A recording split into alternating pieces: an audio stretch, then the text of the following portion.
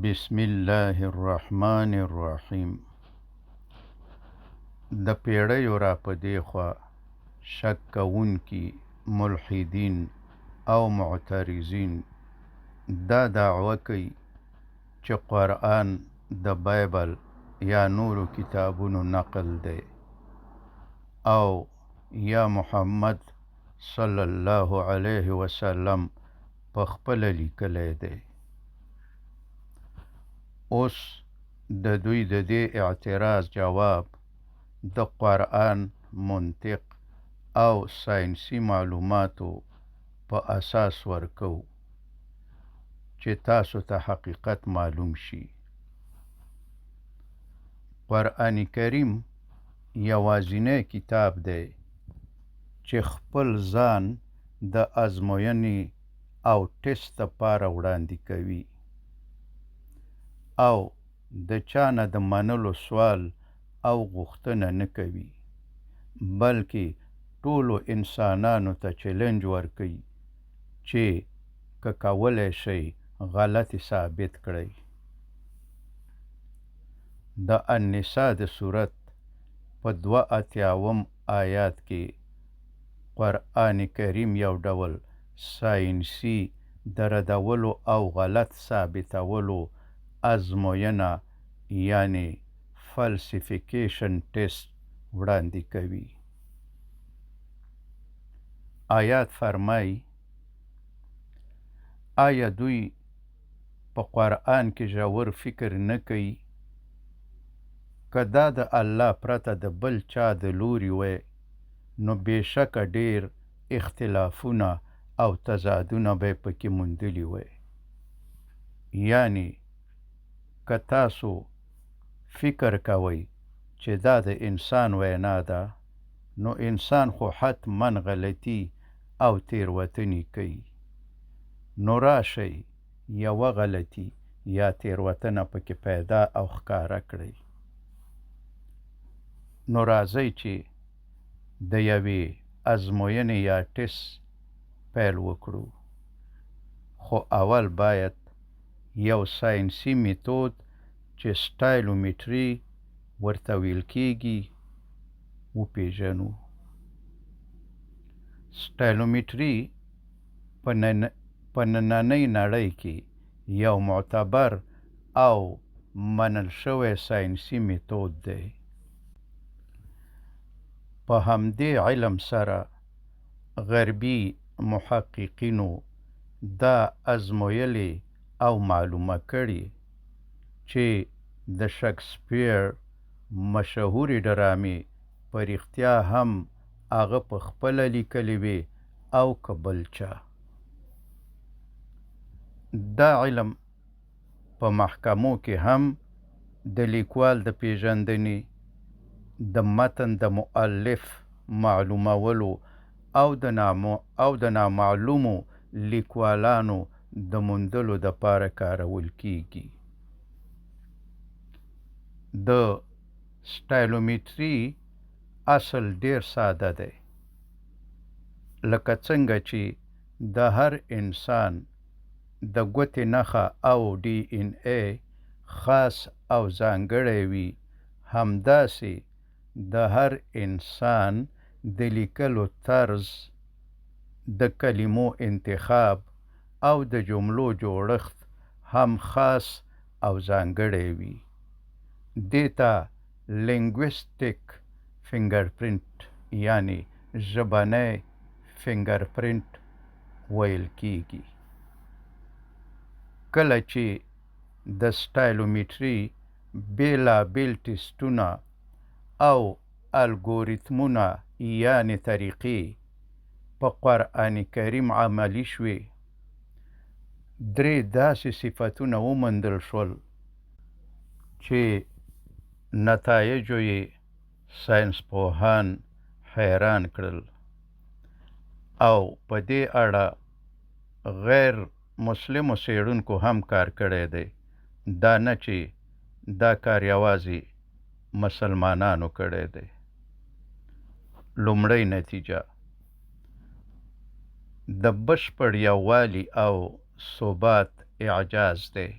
یعنی که تاسو نن یو کتاب لیکل شروع کړئ او 23 کاله وروسته یې پوره کړئ، آیا ستاسو د لیکلو طرز به د شروع نه تر پایه یو شان پاتې شي؟ تقریبا ناممکنه ده. ولی؟ ځکه کله چې انسان خوشحاله وي یو ډول لیکل کوي، کله چې غمجن وي بل ډول لیکي. په ځوانۍ کې جذبات او جوش زیاتی او په زړښت کې سنجیدگی او آرامی زیاتیږي. خو قرآن کریم په 23 کلونو کې نازل شوی دی. کله د جګړې په ډګر کې، کله د سولې پر مهال، کله په سختۍ او کله د بریا په وخت کې. خو حیرانوونکې خبره دا ده چې د لومړي آیات نه تر وروستي آیات پورې یې ژبنۍ طریقه او طرز یو شان دی. د انساني احساساتو د لوړېدو او ټیټېدو نښې پکې نه لیدل کېږي او نه داسې تضاد پکې موندل کېږي. داسې ښکاري لکه ټول کتاب چې په یو وخت کې د داسې ذات له لوري لیکل شوی وي چې وخت او حالات پرې هیڅ اغیزه او تاثیر نه کوي.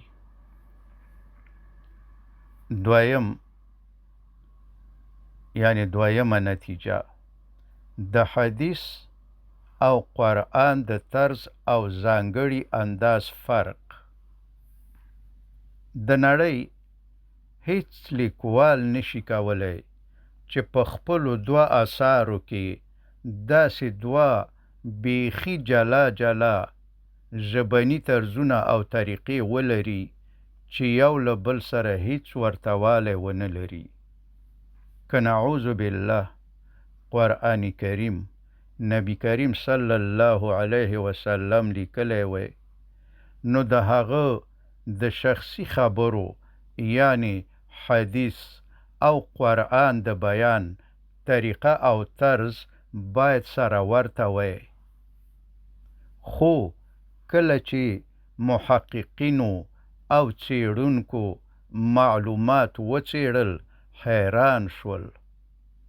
د حدیث ژبه د یو مهربان انسان، ملګری، روزونکی او مشر په څېر ده، خو د قرآن کریم ژبه د یو حاکم، خالق، پاچا، مالک او مطلق واکمن په څېر ده.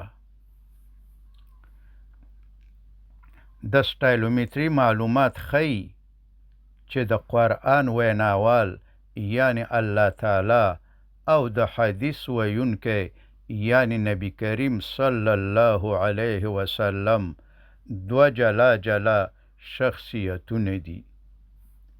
نو دا دواړه د یو انسان وینا نشي کېدی. دریم، د ژبې دریم ځانګړی ډول. د عربو خلک د خپلې ژبې ماهرانو. هغوی یا شاعري پیژندله او یا عادي نثر او خبرې. خو کله چې قرآن کریم راغی او ټولو ته ښکاره چلنجونه ورکړه، نه دا عادي شاعري وه، نه نثر او نه عامه وینا، بلکې یو دریم بیل او ځانګړی طرز و چې تر اوسه یې څوک بشپړه او پوره نقالي نشي کولی. دا داسې کلام دی چې وزن، توازن او جوړښت د ریاضیاتو په څیر منظم او دقیق دی. د دې طرز او طریقې د انسانانو په نورو لیکنو کې ساری نه لیدل کیږي. بل د رواني پلوه د انساني لیکنې ناممکن والی. د دې د پوهېدو دپاره باید هغه کس ته وګورو چې غوښتلې ثابته کړي چې قرآن غلط دی. هغه ډاکټر ګیری میلر و. هغه یوازې د ریاضیاتو او منطق استاد نه و، بلکې یو فعال عیسوي مبلغ هم و چې غوښتلې عیسویت خپور کړي. د هغه مقصد روښانه و. هغه غوښتل چې په قرآن کریم کې تېروتنې او غلطۍ پیدا کړي او مسلمانان عیسویان کړي. هغه د قرآن کریم مطالعه د دې دپاره شروع کړه چې د یو انسان ذهن او شخصي نښې پکې ومومي. خو څه یې چې وموندل د هغه پخوانی ټول منطق یې بدل کړ. ډاکټر میلر پوهېده چې که یو انسان د واک، شهرت یا مقام د لاسه کولو دپاره کتاب لیکي، نو خپله انا، خپل درد، خپلې مبارزې او شخصي بریاوې پکې څرګندوي. خو په قرآن کې د شخصي ځان ستاینې او انساني انا نشتوالی تر حیرانوونکې اندازې پورې دی. د نبی کریم صلی الله علیه وسلم د ژوند د سترې میرمنې خدیجې رضی الله عنها په اړه فکر وکړئ. هغې د ټولو سخت وخت کې د رسول الله صلی الله علیه وسلم ملاتړ وکړ. که تاسو د خپل ژوند کتاب لیکئ، آیا د هغه چا نوم به نه اخلئ چې ستاسو د ژوند د ټولو سخت وخت کې ستاسو ملاتړ کړی وي؟ خو په قرآن کریم کې د خدیجې رضی الله عنها نوم یو ځل هم نه دی راغلی. د یو پلار درد ته فکر وکړئ. نبی کریم صلی الله علیه وسلم خپل زامن د لاسه ورکړل او په خپلو لاسونو یې خاورو ته وسپارل. خو قرآن د هغه د شخصي غمونو تفصیل نه بیانوي. د دې کتاب ویناوال یعنی الله تعالی د محمد صلی الله علیه وسلم شخصي غم نه، بلکې د ټول انسانیت د لارښوونې پیغام بیانوي. ډاکټر میلر حیران شو چې کله یې ولیدل چې په قرآن کې د چا نومونه ډېر یاد شوي دي. هغه ولیدل چې حضرت عیسی علیه السلام په قرآن کریم کې تقریباً 15 ځله په نوم یاد شوی، خو حضرت محمد صلی الله علیه وسلم یوازې 4 ځله په نوم یاد شوی دی. حتی تر دې چې یو پوره صورت د مریم علیه السلام په نوم دی چې د عیسی علیه السلام مور ته درناوی ورکوي. خو د نبی کریم صلی الله علیه وسلم د خپلې مور، میرمنې یا لور په نوم هیڅ صورت نشته. د یوه عیسوي مبلغ په توګه دا خبره ډاکټر میلر ته ډېره حیرانوونکې وه. هغه یوه داسې پوښتنه وکړه چې ملحد ته ځواب ورکول اسانه نه دي. هغه وایي که دا کتاب محمد صلی الله علیه وسلم د خپل ځان د پاچا کولو دپاره لیکلی وی، نو ولې تر خپل نوم ډیر د عیسی علیه السلام نوم یاد کړی دی؟ ولې خپل درد، خپله خوښي، خپلې بریاوې او شخصي کارنامې نه دي بیان کړي؟ ډاکټر میلر دې نتیجې ته ورسېدو چې قرآن کریم د یوه عادي انسان شخصي ورځپاڼه نه ده، دا د داسې الله تعالی کلام دی چې هیڅ شریک نه لري. همدې دلیلونو هغه مجبور کړ چې خپل پخوانی نظر پرېږدي او اسلام قبول کړي. اوس راځو د دې سوال جواب ته چې آیا قرآن د بایبل نقل دی؟ ملحدین او منکران وایي چې قرآن کریم د بایبل نقل دی، خو ډاکټر ګیری میلر په تاریخي معلوماتو کې یو مهم توپیر او فرق پیدا کړ.